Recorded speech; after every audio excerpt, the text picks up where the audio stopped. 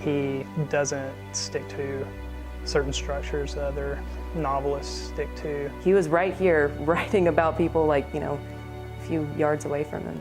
He doesn't play by the rules as far as like American literature goes. When you come to Oxford and you step out, you really do feel like you're in some of his writing. He would take a lot of his own ideas about how he thinks that literature should be written and wrote it that way, which was totally different than anybody else that had ever written a novel in American history.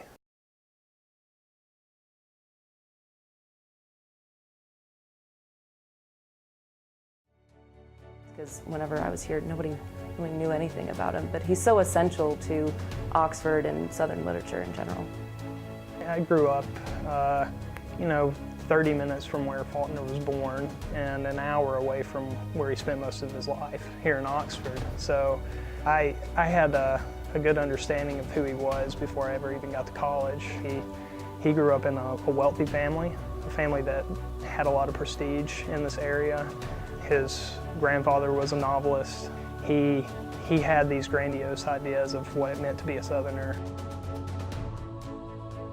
I have drank bourbon on Faulkner's grave. I've definitely visited some of the spots that he wrote his novels at. Dumb little senior ritual, like not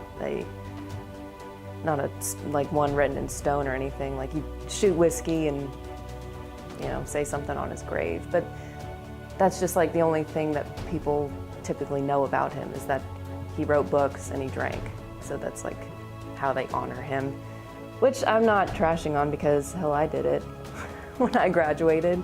It's just kind of a silly thing that English students do. Would he like that? Probably not. Probably not. He'd probably just go read a book, finish a book. And it's surprising how a lot of people haven't read a book since they graduated or something. So I think that's how I'd honor his legacy more than just shooting a bunch of whiskey on his grave.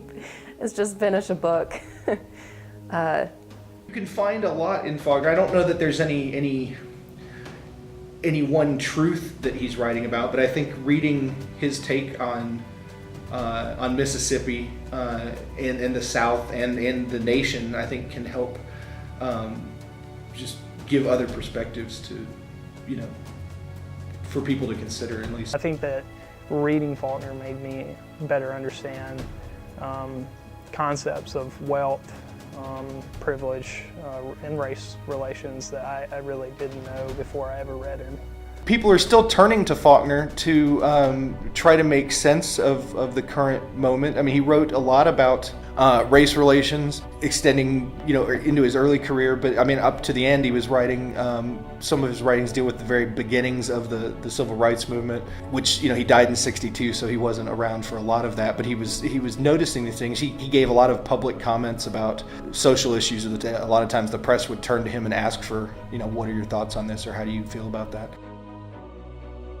His writing is still influential on this community because it still tells our story, even today, years, decades after most of these novels and short stories have been published. They still speak to us about who we were and how much further we need to go as a society and as a community.